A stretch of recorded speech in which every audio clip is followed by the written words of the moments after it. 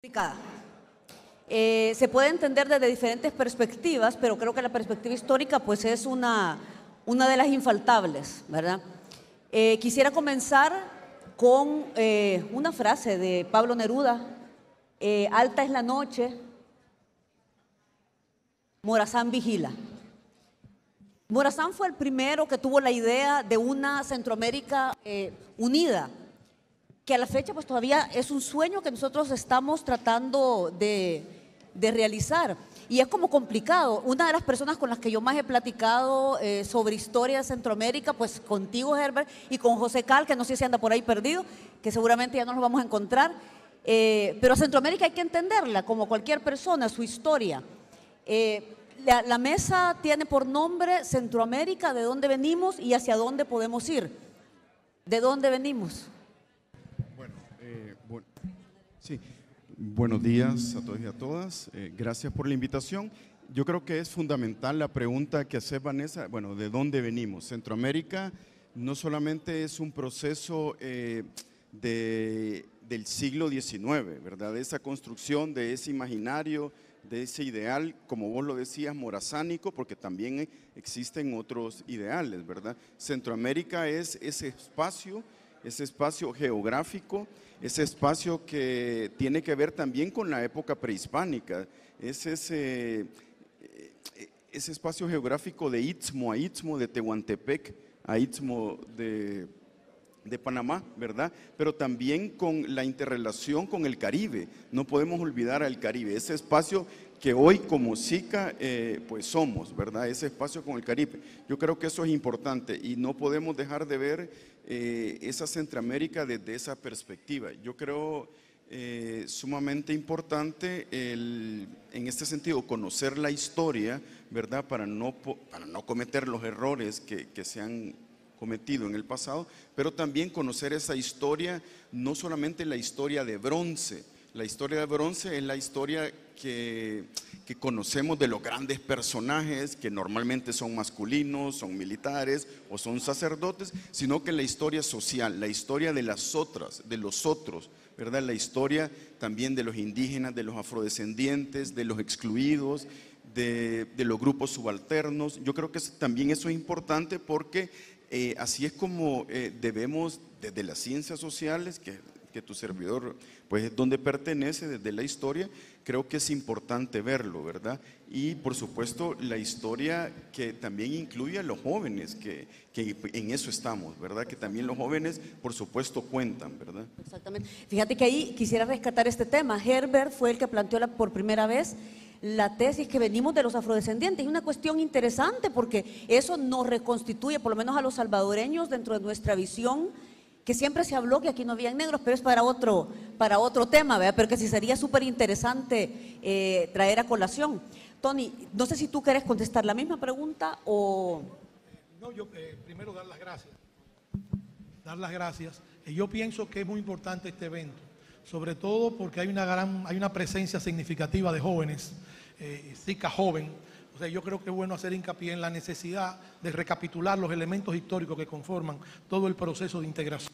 O sea, esa idea, tal como dice el profesor, que nace como un objetivo en el siglo XIX bajo el sueño de nuestros padres fundadores, bajo el sueño de Morazán y de todos los que han luchado, digamos, por una Centroamérica unida, amplia y fortalecida en sus instancias sociales, económicas y políticas. Yo creo que la evolución de ese proceso, o sea, venimos de un conjunto de luchas e intentos desde que se formó la Federación Centroamericana, desde 1824, que han sido constantemente, digamos, de alguna manera han tenido dificultades para concretarse, digamos, como un proyecto de unificación, sobre todo en materia política, de integración y en materia económica. Entonces, hay elementos causales que han impedido que ese proceso se materialice, que ese proceso se desarrolle, ese producto de las contradicciones sociales y sobre todo de las injerencias foráneas que han intervenido en el proceso de Centroamérica desde el principio. O sea, hay todo un referente de carácter histórico que las nuevas generaciones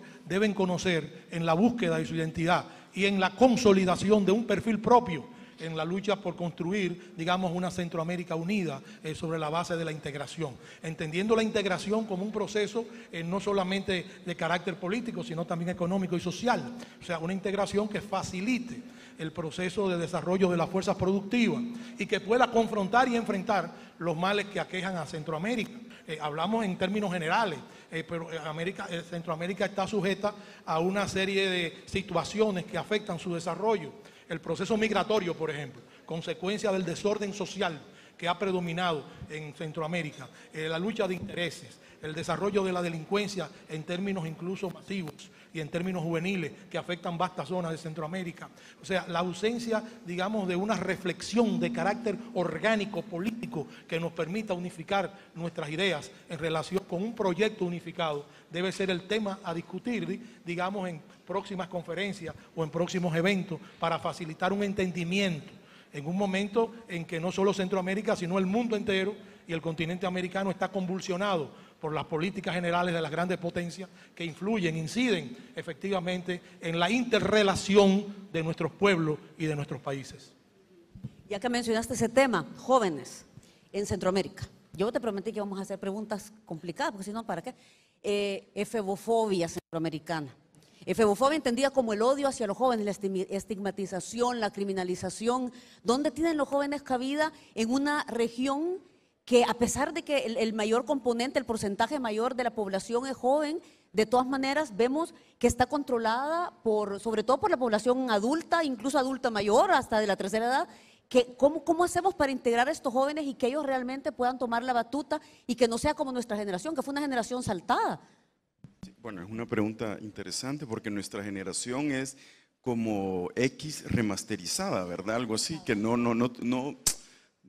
estuvimos, ¿verdad? No estuvimos en algún momento. Yo creo que, como decís, los jóvenes es sumamente importante ver cómo se están incluyendo, pues, cómo se están incluyendo. Yo creo que es fundamental en esto de cómo los jóvenes están viendo la historia, porque han de estar diciendo, bueno, qué aburrido estar escuchando de historia y esto y lo otro. Justamente en estos años venideros estamos conformando, por ejemplo, se vienen los bicentenarios. Los bicentenarios no solo tienen que ayudarnos a conmemorar, sino que a entender nuestra historia, ¿verdad? Hay bicentenarios importantísimos para Centroamérica. Uno, por supuesto, la independencia de Centroamérica, la abolición de la esclavitud, la primera Constitución Federal de Centroamérica. Y todo eso, ¿para qué? O sea, nos sirve porque es la base de todos los estados nacionales que se fueron construyendo. Yo creo que clave para los jóvenes, obviamente, y para cualquier proyecto de nación es la educación, ¿verdad? La educación yo creo que es fundamental, ¿verdad? Y eso no es de hoy, sino que ha sido fundamental siempre. Pero ¿qué tipo de educación, verdad? Y eso creo que por ahí deberíamos de ir. ¿Qué tipo de educación es la que están necesitando nuestros jóvenes, ¿verdad? Ya no es probablemente la misma educación que vos y yo estudiamos, que estuvimos no sé cuántas horas sentadas en el pupitre, ¿verdad? Y aburriéndonos en clases de matemáticas o de sociales o lo que sea, ¿verdad? Sino que tiene que ser una educación, digamos, que nos genere esas competencias en lo que vos, usted y yo somos buenos, pues, y no podemos ser todólogos en ese sentido, creo que. Según Alvin Toffler, el shock del futuro, nosotros somos la generación número 800, pero la generación número 800 no vive igual que la 799 y nuestros hijos no van a vivir igual que nosotros porque la cuestión va demasiado rápida, ¿verdad? Entonces, ¿qué le vamos a dar a estos jóvenes? No les podemos pretender dar en nuestra educación porque ya no sirve, es obsoleta. En el momento que se están graduando de la universidad, lo que aprendieron ya está desfasado. Entonces, ¿qué hacemos? Tenemos que correr, es un problema realmente grande. Bueno, yo creo muy importante porque el factor educación es el factor clave y efectivamente una educación que tenga conexión con la era tecnológica, o sea, con los grandes avances y desarrollo de la ciencia. O sea, tenemos que prepararnos e insuflar en la juventud elementos que constituyan la base del conocimiento alrededor del mundo en que están viviendo. Claro, este es un mundo desigual. En la medida en que hay un gran desarrollo de la era tecnológica y un gran desarrollo industrial, hay zonas deprimidas económicamente en muchas partes del planeta, que viven incluso en situaciones superadas hace mucho tiempo en los ciclos de interpretación social, política y económica. Entonces estamos en un mundo desigual, en la que la educación debe tomar en cuenta los elementos que constituyen la participación de esos pueblos y de esos países en el alcance, digamos, de la nueva visión de la modernidad o de la posmodernidad, o como se le quiera llamar, para ser útiles a ese proceso de desarrollo, sin resolver los problemas esenciales, materiales de la sociedad, los elementos clave de la convivencia y el desarrollo, digamos, de la juventud y de los otros sectores de la sociedad. Es imposible desarrollar una política al alcance, digamos, de los avances a nivel de la tecnología y de la ciencia en estos momentos. Hay que crear una base duradera, hay que incluir a la juventud como un elemento que catapulte el acceso a esos conocimientos para transformar la sociedad.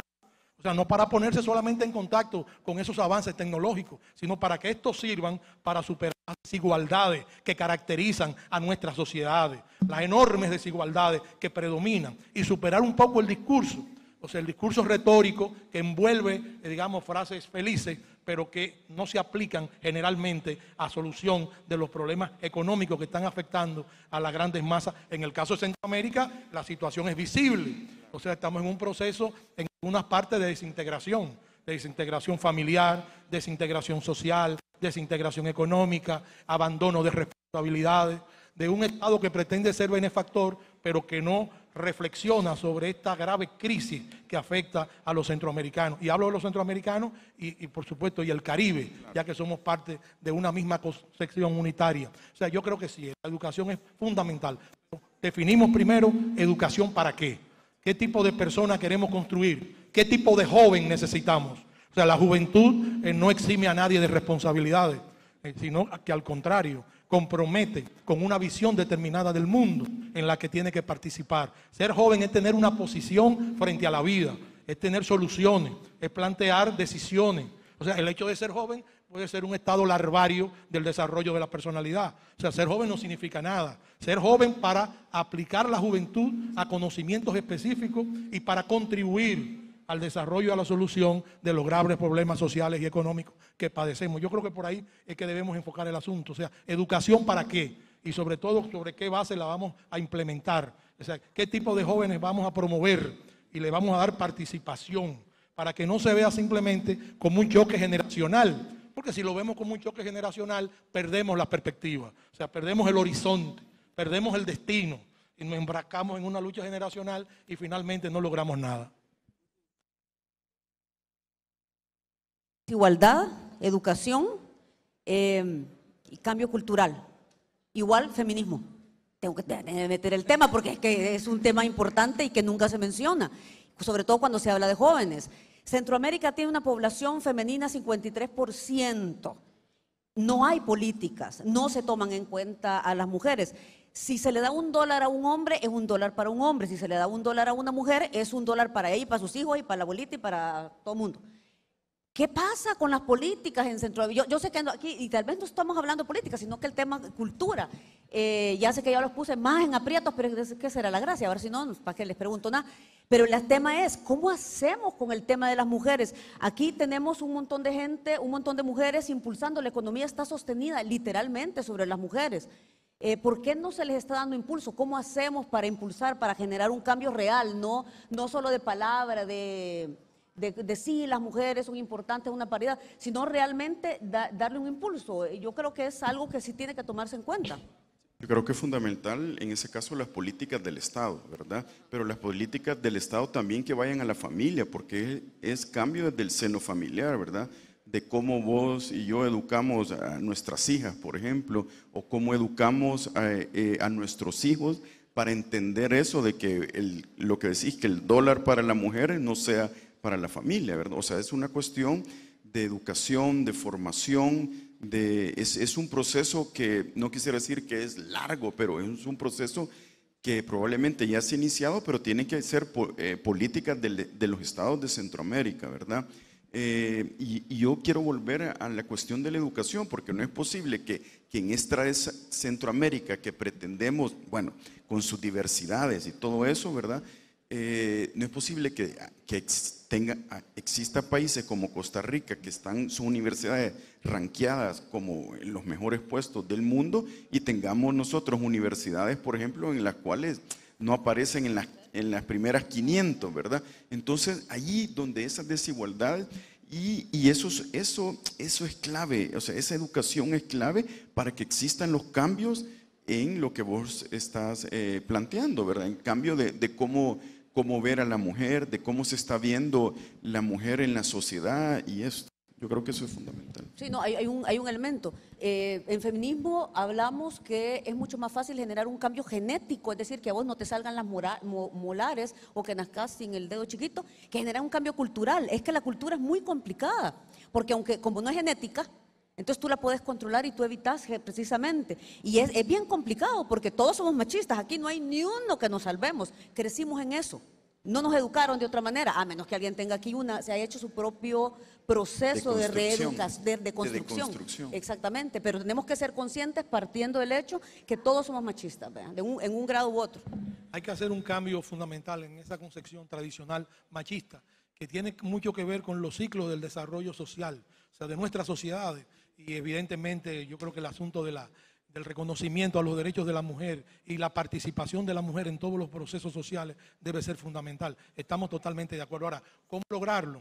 O sea, no hay una sola mujer, hay una mujer indígena, hay una mujer socialmente pobre, marginada totalmente, que no tiene acceso a las fuentes de educación ni a las fuentes de participación social. Hay una mujer más representativa desde el punto de vista del estatus económico, desde el punto de vista del estatus de los estudios universitarios, de la escuela. O sea, no hay una sola mujer. Hay un conjunto de mujeres desde el punto de vista de sus raíces económicas y sociales y hay que darle una respuesta global a todo ese proceso para que la mujer realmente sea, digamos, un fenómeno de desarrollo humano importante para cambiar la sociedad. Muchas veces se cree que la participación de la mujer reside en nombrarla en gabinetes de Estado o en nombrarla en administración pública. Claro, eso es parte de las responsabilidades en las cuales tienen ellas que compartir con los hombres, pero ese no es un alcance, ese no es un logro del cual se enorgullece nadie. O sea, el logro real es ir a las raíces, es catapultar a la mujer como un ente de desarrollo y equilibrio humano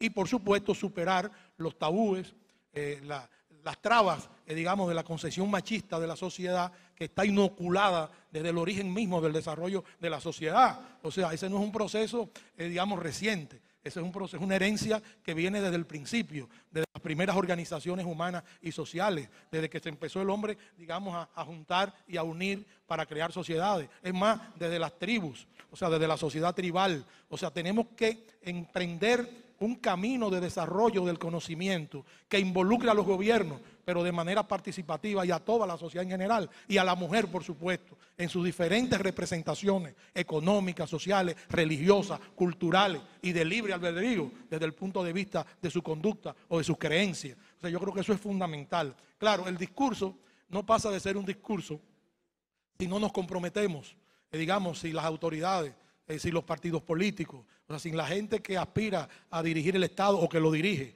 no hace un compromiso real, o sea, no se involucra, no participa desde ese punto de vista con la mujer en esa solución, en la búsqueda de esa solución de los graves problemas. La mujer es fundamental, además la mujer tiene los mismos derechos y atributos que puede tener el hombre. Lo que ha habido siempre es un abuso continuado, un abuso descarnado, un abuso legitimado por las estructuras de poder en todos nuestros países y en todos los estados. O sea, yo quería agregar algo en esto esencial que estamos hablando, porque para tener todas esas políticas públicas, esos conocimientos, esa parte de educación, hay algo fundamental y es obviamente de lo que tu servidor trabaja y es la investigación.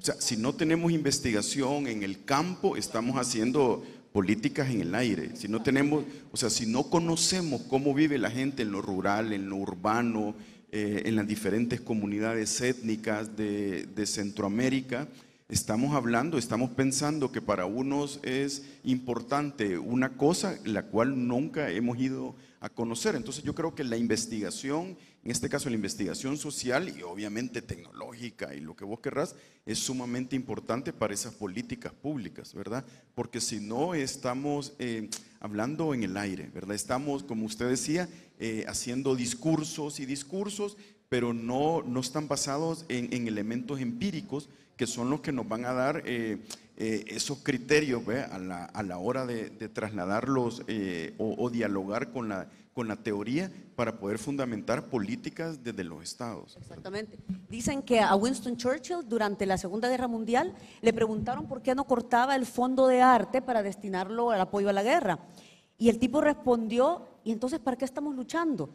Arte en Centroamérica. Si algo nos falta en Centroamérica, y yo estoy totalmente convencida que esa es la causa de la violencia que nos azota, es la falta de arte, porque el arte te genera empatía, te genera el entendimiento respecto de las situaciones de otros seres humanos. Yo creo que no lo podemos, ese fue el gran faltante en los acuerdos de paz de El Salvador. No hay una sección de cultura en ninguna parte, cosa que sí hubo en Guatemala. Por eso es que los movimientos indígenas en Guatemala sí tienen la fuerza que en El Salvador pues no tuvieron. Comenzamos aquí, tenemos 6 minutos. ¿Qué opinan ustedes del arte? Es que aquí está, señor Señor. Estoy totalmente de acuerdo. Yo pienso, además la cultura es el elemento catalizador, el elemento fundamental de una sociedad. La cultura lo es todo. Las creencias, los bailes, la música, todo lo que significa, digamos, espíritu y todo lo que significa manifestación del ser humano a través de los ciclos de la historia, es cultura. Entonces debe haber una responsabilidad del Estado en relación con la cultura. Muchas veces predomina en el Estado tradicional la idea de que cultura es recreación.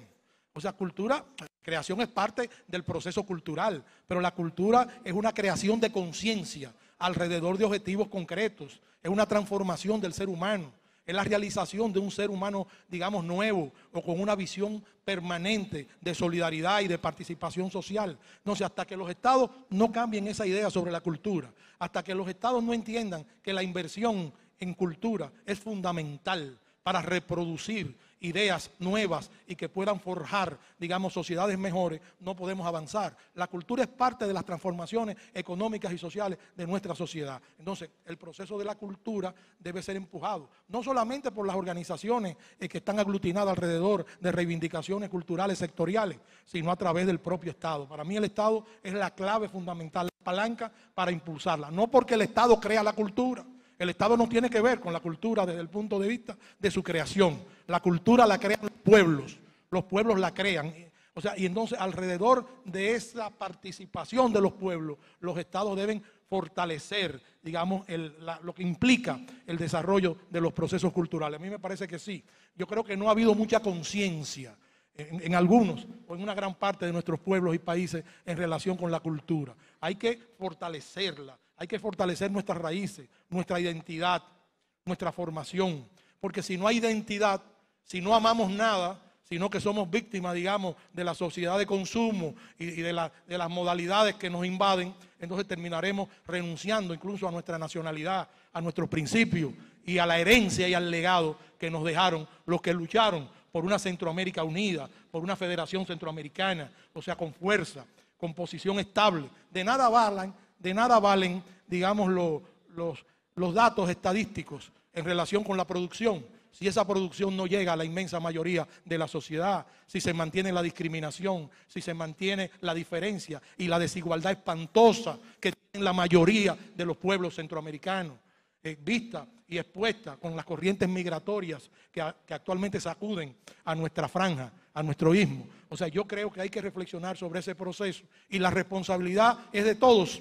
No solamente de los gobiernos, sino de los líderes, de todas las personas que encabezan, digamos, a la sociedad civil en ese proceso de conocimiento y que debemos aterrizar en ese proceso para lograr objetivos viables.